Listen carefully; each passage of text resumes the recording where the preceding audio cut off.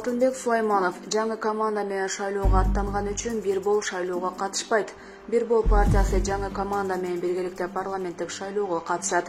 Мындай пикирин жогорку кеңештин депутаты, Бирбол фракциясынын лидери Алтынбек Сулайманов Супер КЖ порталына берген маегинде билдирген. Анын айтымында партия мүчөлөрү ушундай чечим кабыл алган.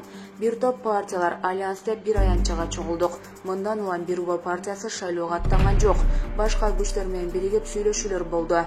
1-2 күнүн ичинде кайсы команда менен шайлоого барарым жарыяланат. Жаңы команда менен кетип жатабыз, деди депутат. Булак медиа центр КЖ. Азимжан Аскаровдун өлүмүн УКМК иликтейт. Башкы прокуратура Азимжан Аскаровдун өлүмүн иликтөөнү башка органга өткөрүп берүү тууралуу адвокаттын өтүнүчүн колдоого алды.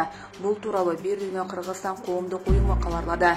Маалыматка ылайык, башкы прокуратура Азимжан Аскаровдун өлүмүн мындан ары иликтөө үчүн тергөөнү Улуттук коопсуздук боюнча мамлекеттик комитетине өткөрүп берди. Укук коргоочу Азимжан Аскаровдун өлүмүнө байланыштуу ишти тергөөнү башка мекемеге өткөрүп берүү өтүнүчү менен Бир Дүйнө Кыргызстан коомдук уюм атайын прокуратурага жана жаза аткаруу кызматына сентябрь айынын башында кайрылган. Уюм жаза аткаруу кызматы бул ишти тергөөдө өзүнүн карамагындагы кызматкерлерине мыйзам чегинде чара көрө албайт деген жүйө келтирген. Кыргызстандын жаза аткаруу кызматы укук коргоочу Азимжан Аскаровдун өлүмүнө байланыштуу ишти жаңы жагдайлар боюнча 1 сентябрдан тартып тергей баштаган. Аталган кызматтын өкүлү Эленара Сабатарова адвокаттардын 2-3 киши суралбай калды деген өтүнүчү эске алынып, жаңы жагдай боюнча тергөө башталганын Азаттыкка кабарлаган. 2010-жылдын июнь окуялары боюнча айыпталган Аскаров өмүрүнүн аягына чейин эркинен ажыратылып, 2020-жылы 25 июлда Бишкектеги номер 47 колонияда көз жумган. Жаза аткаруу кызматы ал пневмониядан каза болгонун кабарлаган. Маркумдун сөөгү Өзбекстанда жерге берилген. Укук коргоочунун өлүмүнө байланыштуу сотко чейинки териштирүү башталып, кийин жаза аткаруу кызматынын тергөөчүсү ал ишти токтотуп койгон. Булак медиа КЖ.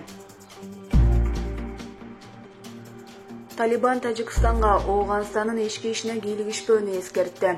Ооганстандын Талибан кыймылы түзгөн өкмөтүнүн төрага орун басары Абдусалам Ханафи Тажикстанды өлкөнүн ички ишине кийлигишпөөгө чакырып, антпесе ар кандай нерселер болуп кетиши мүмкүн экенин эскертти. Бир өлкөнүн коңшусунун ички ишине кийлигишүүсү кимдир бирөөнүн кызыкчылыгында болбойт. Кандай гана аракет болбосун, анын кесепеттери бар. Ар ким өз үйүндө тартип орнотуу менен алектенсе жакшы болмок, деди Ханафи телеканалдардын бирине сүйлөп жатып. Ошол эле маалда ал Тажикстан Ооганстандан кайсы ишине кийлигишип жатканын так айткан жок. Өткөн жуманын аягында Талибандын маалымат катчысы Твиттердеги баракчасына Тажикстан менен чектешкен Тахор провинциясына Мансури армиясынын миңдеген жоокери жөнөтүлгөнүн жазган. Тажикстандын бийлиги бул эскертүүгө расмий түрдө жооп берген жок. Буга чейин тажик президенти Эмомали Рахмон Душанбе Ооганстандын ички ишине кийлигишпей турганын айтып, бирок коңшу өлкөдөгү абал жөнгө салынышы үчүн инклюзивдүү өкмөт түзүлүшү керектигин билдирген. Рахмон 24 сентябрда Бириккен Улуттар Уюмунун башкы ассамблеясында сүйлөп жатып, талиптер инклюзивдүү өкмөт түзүү тууралуу убадасын аткарбаганын сындаган.